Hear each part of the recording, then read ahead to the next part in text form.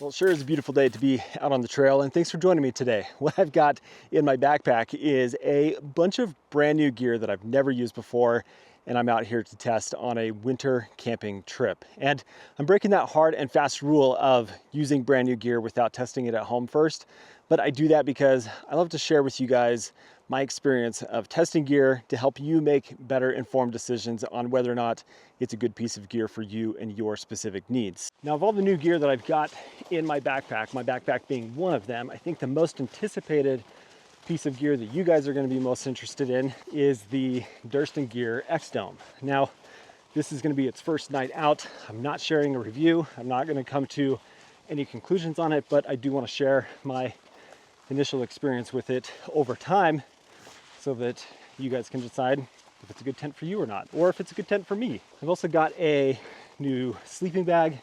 I've got some other like gadget things that we'll go over, and it's just going to be a good time. I also want to quickly just thank Garage Grown Gear for sponsoring this video and them being just a supporter of the channel. So there'll be links and stuff for some of the gear that I'm using for Garage Grown. We'll talk about them a little bit more here later in the trip.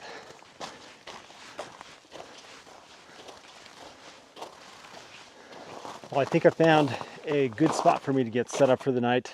Nice clear open area. I've never been to this exact site before, so it was kind of a gamble to know whether or not this is going to work out, but I'm pleased with this, and it's kind of off the trail and should be good. So let's get set up because it's 3:50, which means I've got about an hour of good sunlight, and I want to be totally ready because I've got an amazing dinner planned as well.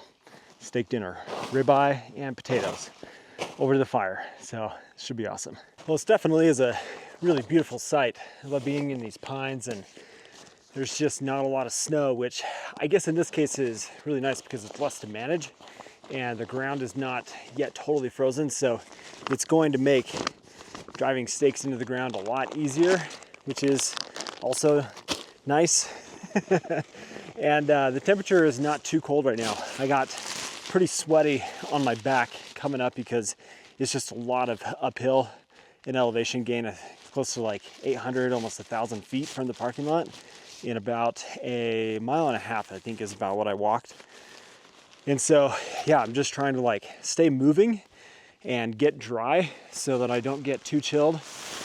But we're gonna get the tent set up first so that I can get my sleeping gear set up and get my sleeping bag all lofting and such.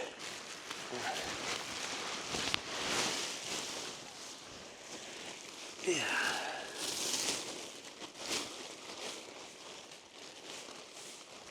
That ought to do pretty good, I think.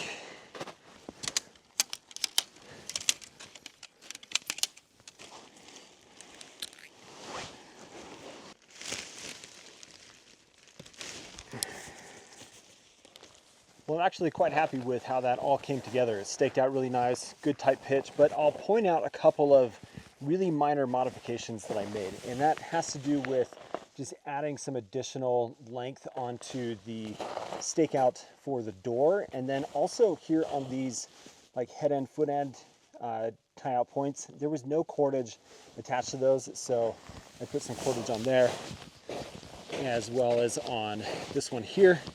And then on the opposite side of the door, I've got a piece of longer cordage as well than what comes stock with the tent. Now, the reason I've done that is because I spend so much time in the desert. I find that I am using rocks very often to help stake out and give a good tight pitch of my tent. And so usually the lines that come on the stakeout points for any tent really are not long enough for that kind of application. So adding about an extra foot of length makes a huge difference in that regard for me. But let's go inside, get everything else set up, and then start working on dinner and such. This is gonna be a beautiful night. I'm just freaking stoked.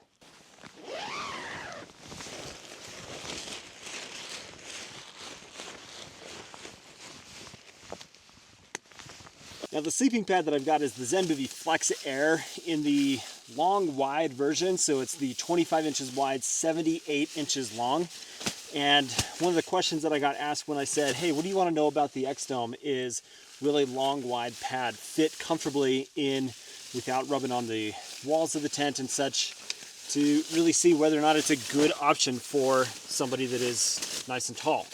So I brought this to also kind of see how well this R value of 5 does sleeping on the snow. Now I do have an 1/8 inch foam, close-up foam pad that I'm going to put underneath because I don't want to sleep cold, but we're going to see how well this does. And I just also really like how comfortable this Zenbivy pad is. The Flex Air is a little bit different than the ultralight pad in the sense that the top fabric is a like full stretch fabric, which makes for that weight distribution really nice and for nice, just very comfortable sleep. So we're gonna get that inflated, and then I'll show you my sleeping bag, which I'm quite excited about.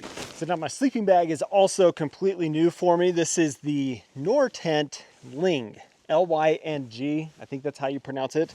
But this is going to be pushing the limits of this bag.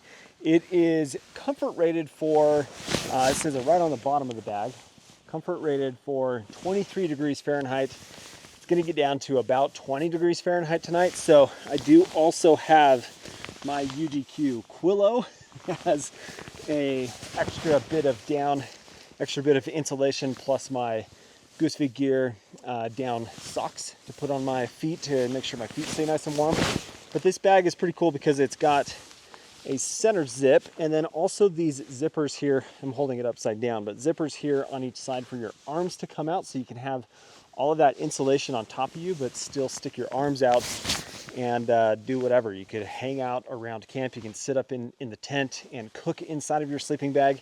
It just provides a bit more flexibility to also stay nice and warm in the bag that way as well. So I'm excited to try this out, and thank Nortent for giving me the opportunity to try this and share my thoughts on it. I think it's a brand new bag from them, so that's pretty cool. Okay, well, now that I've got the tent set up and I'm losing light, I need to get some firewood processed because my plan is to cook my steak and potatoes over a fire. And that's one of the other little pieces of gear that I brought, is a very portable, very lightweight fire pit called the X-Fire 19. And so I need to get enough wood for that. It's also going to provide some good warmth and just be a fun way to cook dinner, as opposed to doing a freeze-dried meal like I'm typically doing on most of my trips. But I thought, you know what, let's go exciting on this trip. Let's cook a steak and enjoy just a nice hearty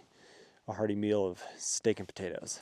So this is the fire pit. It just like packs flat, and then it's also got this little grill grate. I may do the steak on here, I may do it in my fry pan, but I mean, I've got a fire pit right here, but this is going to provide just a smaller space and be able to contain better, and I'll be able to cook right on top of the fire pit that way, which will be really nice. And yeah, I mean, I didn't know that this fire pit was going to be here, but it just makes things a little bit more convenient and better airflow with how wet everything has been as well. It'll make it so that that fire burns good and hot and clean and such. So I've got a bunch of wood here that we're gonna get broken down and processed, and got my Look 46 saw here, which is fantastic, super cool.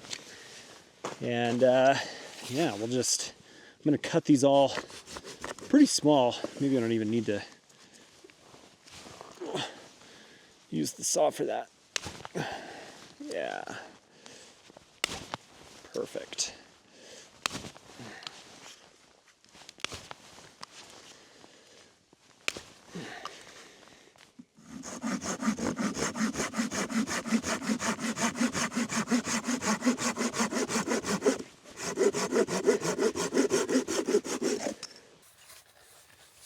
Now, something else pretty cool that I'm checking out and putting to use for the first time is this Dandelion Buddy table from Fire Maple Gear.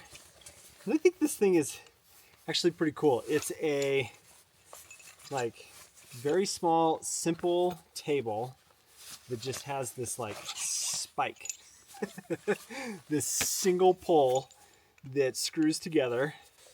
So you've got this little pole It's going to just shove into the ground. Maybe 4 is going to make the most sense. And then this just screws right onto the top, and then I've got this little like surface for stuff.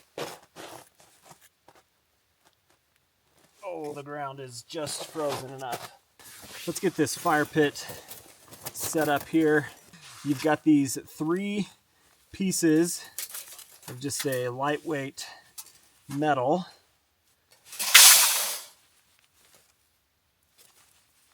This is kind of tricky with gloves on, but essentially these just interlock like so, and then it creates a cylinder. I'm going to wrap that around. Make sure I capture all 3. Boom, just like that. And then you've got this little ash plate.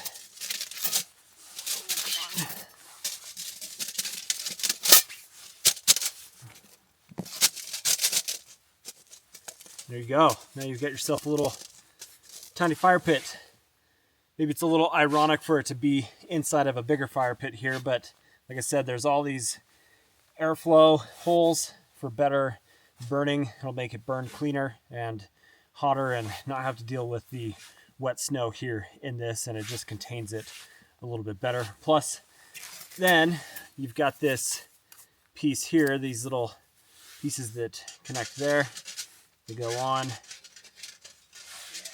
create a surface for you to be able to put your grill grate. So makes for a really nice, compact, lightweight fire pit, but also a way to cook. Man, it is really getting dark quick.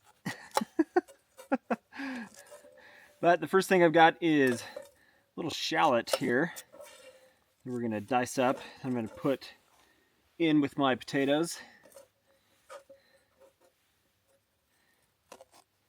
Add a little bit of sweetness and yumminess than just the potatoes by themselves. A little bit of seasoning as well going in here. I wish I would have brought some garlic. That would have been a good idea.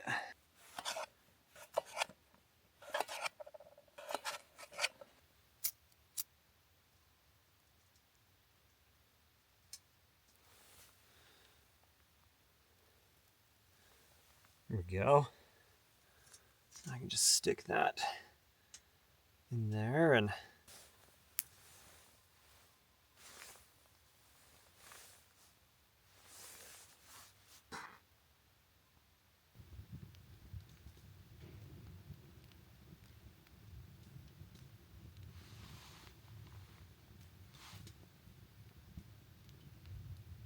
well, it's not super ideal to be doing this in the complete dark from a filming standpoint, but I mean, I'm enjoying just a beautiful, beautiful night. Got my potatoes all burnt up. I had a feeling using a titanium fry pan is kind of interesting, and I'm just trying to get the potatoes done so that I can cook my steak, which is still like slightly frozen, but I need to get a really good coal base. And so like I'm hungry and I don't want to be up until like 9 o'clock cooking. It's already 6 o'clock at this point, but I mean, they're warm and that tastes really good in this fire pit. This is really, really neat. So like I very easily could have just done a freeze-dried meal and already been done by now, and it is what it is. But like, I don't know, sometimes you just want a little bit different of a food experience, and this little fry pan is really easy to carry. I've also got the plate to go with it.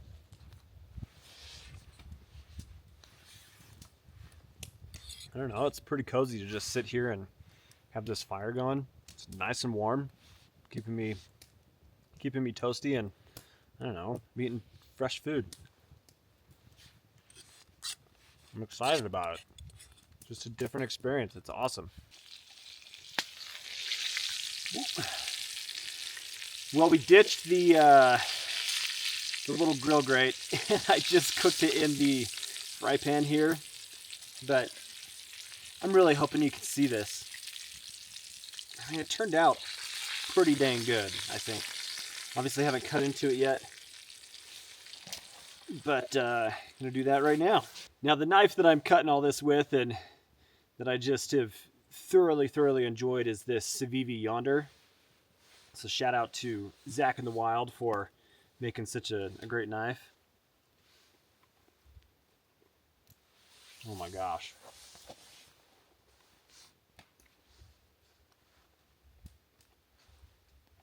That is so good. That was so tasty. Way better than a freeze-dried meal, that's for sure. Now, there's no arguing that I look incredibly cozy right now. This sleeping bag is really exciting, being able to like get my arms out and have that freedom of movement and still have all this insulation around me. But even though I look like the Marshmallow Man right now, I want to take a second and just thank Garage Grown Gear for sponsoring this video. Garage Grown is amazing. They support small businesses. They provide so much opportunity for small businesses in the outdoor industry and cottage brands to have a way to sell their amazing gear. And there's so many cool, unique gadget type pieces of gear that you can find on Garage Grown. And they're the one-stop shop for everything ultralight, for everything backpacking. They are amazing. I just appreciate what they do for the backpacking community and being a place for all these like-minded people to come together and find really cool pieces of gear. So if you are looking for some Christmas gifts, or you're looking for some stuff for yourself for the next season of backpacking, go check out Garage Grown because they are amazing. I appreciate their support of the channel and for sponsoring this video. I'm just going to enjoy the rest of the evening here inside of the tent. As far as the X-Dome goes, like, this is pretty cozy. It's an enjoyable space to be in. I've got plenty of peak height. I don't have anything that's standing out so far as like, ugh, I hate that. Or, it's cozy. I like it in here. So in the morning, we'll talk more about just some of the other pieces of gear that I've got, what my experience has been like with them, because it got dark quickly and needed to cook and just kind of take care of myself that way. So I'm going to get a hopefully good night of sleep, and we'll see you in the morning. Wow, what a nice night of sleep that was. I was warm, I was comfortable, cozy, just really enjoyed myself. This sleeping bag is fantastic. I am impressed. Like, I really like how well this did. Now, I did have my UGQ Quillo with me inside as well, and my Goose Feet Gear down socks, which made a big difference in just ensuring that I was totally warm. And in fact, like, I slept for several hours without ever feeling a chill, without anything like that, which is not super common for me in the winter. I sleep cold anyway, but to be on this Zenbivy Flex Air pad as well, that's in our value of 5, which was pushing it, got down to 18 degrees Fahrenheit overnight, which I think is about the limit of where this is at. Now, I did have that close cell foam pad underneath, but fantastic. Like, I'm really stoked. Okay, let me just run through some of the other pieces of gear that I brought, some of these smaller items. My water bottles are these Squawker bottles that are like a slim Nalgene style, or just like that Triton plastic bottle, which is really nice. I didn't need to like use them for hot water or anything last night, but I like this is all frozen right here. That's awesome.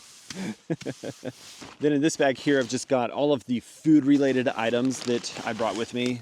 Just did that overnight to make sure that no critters and stuff got in. But I've got my Keith Titanium 1000 milliliter lunch box that just has my stove and my canister and a little pack towel in there. I didn't end up using this. I'm not going to use it. I only brought it for the sake of melting snow for extra water if I needed to do that, but I just didn't need to do that because I did my cooking in other ways.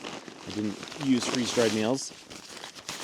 but I've got my food bag, my Backcountry Exposure food bag, and then my Toaks titanium fry pan with the plate, and then my Keith titanium utensils. That's what they're called, utensils.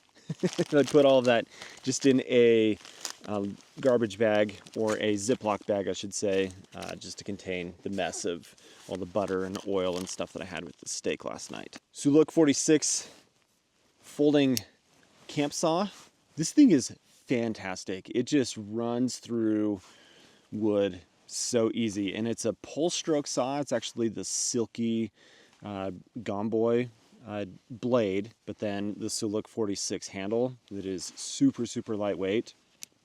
This thing is awesome. If you do any kind of winter camping or taking a saw with you out on any kind of trip, this is definitely worth checking out for how lightweight it is, and it's very, very comfortable as well. I've been impressed.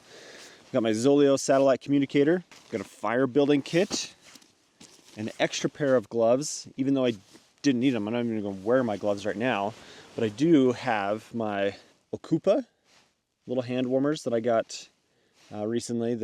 These are so fantastic. It's just shove them in your pockets. Makes for nice cozy hands. Even though I've got somewhere in here another pair of like soft shell type gloves. Some little like knick-knack ditty bag stuff. So my ditty bag from Gossamer Gear that has my electronic stuff in it, headlamp, and my car keys, chapstick, charging cables. So this thing's pretty cool here. This is the Nightcore Summit 10,000, and what this is essentially the Carbo 10,000 or the NB 10,000. They're both very similar, but it is the Summit series, so it is designed to operate in cold temperatures, and it even comes with this like insulated sleeve for you to put it into, so that makes it so that the cold doesn't sit and drain the battery, which is really, really convenient. And then I've got, as always, a first aid kit, poop kit, and the dandelion table that I brought to do my cooking and eating off of, and then the insulated chair cover for my Big Agnes Skyline UL chair. So all of this makes for a really cozy, really comfortable, not over the top winter camping trip, and stuff that just like, I don't know, it works. It's great. I very much enjoy it. Then let's talk about all the clothing items, everything I'm wearing to keep myself warm and dry, comfortable that way. My shell, which I am freaking stoked on, this is the Mammut Alto, I think it's the HS, links in the description for all of this, but this is the Mammut Alto shell that is super convenient to have over a rain shell, because this is designed to be able to wear with gloves. You've got a bigger cuff and you can Velcro it tighter, and it's just a better layer than using just a rain shell out in the wintertime. Oh, that's gonna fall on the ground. Then my insulation pieces, I have the Decathlon 4-Class MT500 for this down jacket. And then underneath that is the Outdoor Vitals Ventus synthetic hoodie. And then underneath that is the Vigor pullover from Outdoor Research. And then I have the Outdoor Vitals Altitude t-shirt on underneath that. So I have just all those polyester and synthetic layers, and then a down insulated layer. It's very dry out here. The humidity is super low, so I'm not concerned about the down having any issues, but being active and such, it's nice to have that like synthetic layer as well underneath as my mid layer. Then for my pants, these are the Zyno, I think that's how you pronounce it, Mammut soft shell pants, which I'm so glad to like finally have a good soft shell pant for my winter hiking and stuff. Breaks the wind really nice, keeps you warmer, and it's just a much more enjoyable way to stay dry and happy and just more comfortable while you're out there. Then I've got a pair of Smartwool 250 weight pants underneath for my base layer, my Danner 2650 mid waterproof boots, and a pair of nice Smartwool socks. And I am also wearing a beanie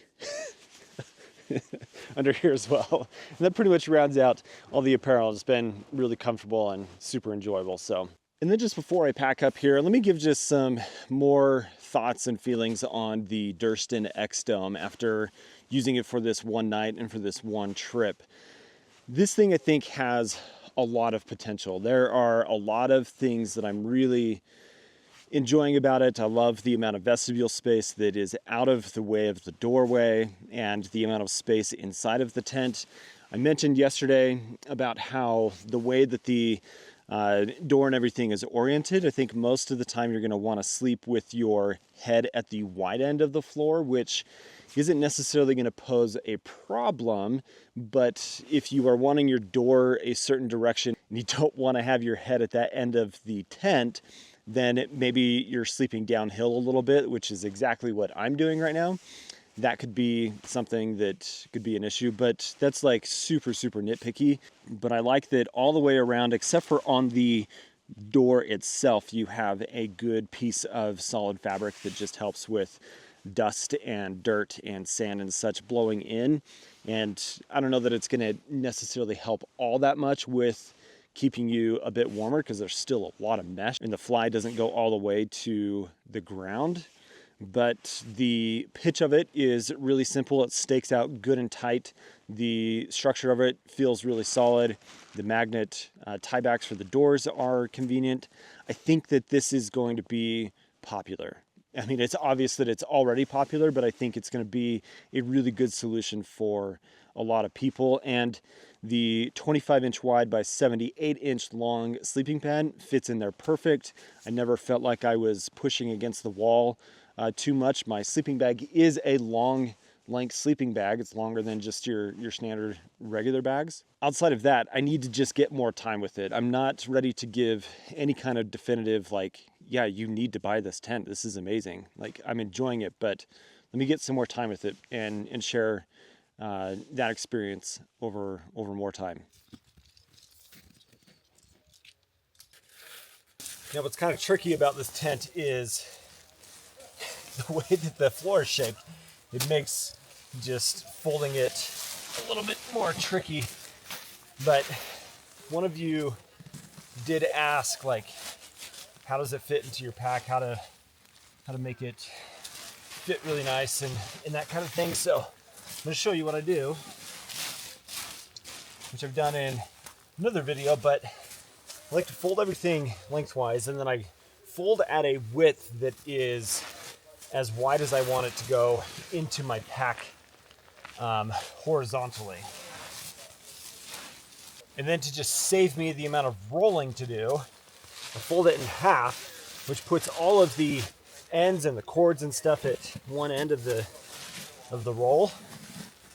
And then I just start rolling from there. And I go about halfway, and I'll tuck everything in, make sure it's still the width that I want, and then I fold this end in, and I can get all that air out. It gives me a place to tuck all of my cordage and ends and stuff.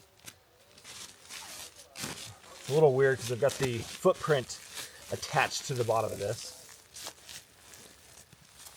But that's that. That is rolled up, ready to go inside the pack.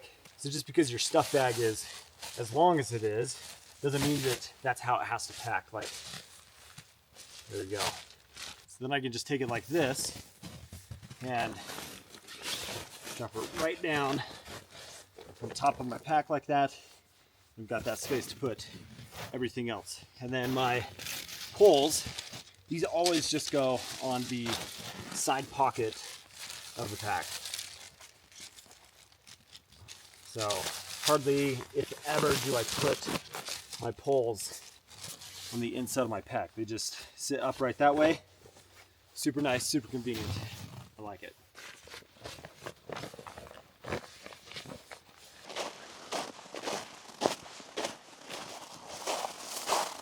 Headed out. That was a just wonderful time spent out in the snow and the cold and just getting some good testing done. Now, I haven't really talked about the backpack that I'm wearing, which is a new pack that I ordered all the way back in March of 2024.